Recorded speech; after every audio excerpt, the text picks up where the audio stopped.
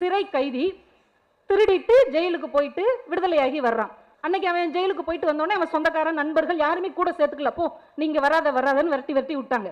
அவனுக்கு எங்க போறதுன்னே தெரியல. அந்த ஊர்ல இருக்கிற ஒரு பாதிரியார் அவனுக்கு அடைக்கலம் கொடுக்கிறார். பாப்பா நீ என்னோட இரு, உனக்கு நான் சாப்பாடு போடுறேன்னு அவருக்கு சாப்பாடெல்லாம் போட்டு தான் கூட தங்க வச்சுக்கிறார். நைட்டு நேரத்தில் இவன் என்ன பண்றான், அவர் வீட்டில் இருக்கிற அந்த பாதிரியார் வீட்டில் இருக்கிற ஒரு வெள்ளி விளக்க தூக்கிட்டு ஓடி போயிடுறான். திருடிட்டு ஓடிடுறான். போன இடத்துல போலீஸ்ல மாட்டிக்கிட்டான். போலீஸ் அவனை கையோட இழுத்துட்டு பாதிரியார் வீட்டுக்கு வர்றாங்க. பாதிரியார் வீட்டு கதவை தட்டுறாங்க. அவர் கதவை திறந்த உடனே பார்க்கிறார், இந்த திருடன் கையில வெள்ளி விளக்கோட நிக்கிறான்.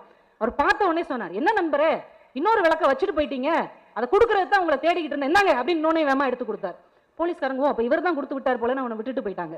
அந்த பாதிரியார் ஒரு திருடனை தன்னுடைய நண்பனாக மாற்றிக்கொண்டார். இந்த விஷயம் அவர் மனசுல ஆழமா பதிஞ்சிருச்சு. ஜே.கே. மனசுல. அவர் வளர்ந்து பெரியவராகிறார். அவங்க வீட்டுல நிறைய தென்னை மரம் இருக்குது. தென்னை மரத்துல உள்ள தேங்காயை பறிக்கிறதுக்கு ஆள் தேடிட்டு இருக்கிறார். ஒருத்தர் சிக்கல. ஒரு நாள் நைட்டு நல்லா தூங்கிட்டு இருக்கிறாரு.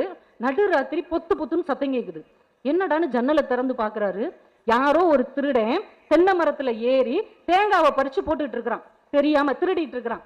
இவருக்கு அந்த கதை மனசுல வந்துருச்சு. டக்குன்னு சொன்னாரு, ஏன்பா உன்னை பகல்லாம் தேடி தேடி பார்த்தேன், வராம இந்த நேரத்துக்கு வந்திருக்க.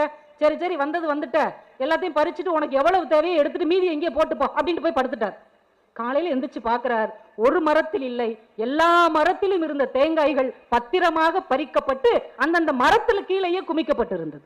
திரும்ப அவன் வந்து ஜே.கே.வுக்கு நண்பனாக மாறிவிட்டான்.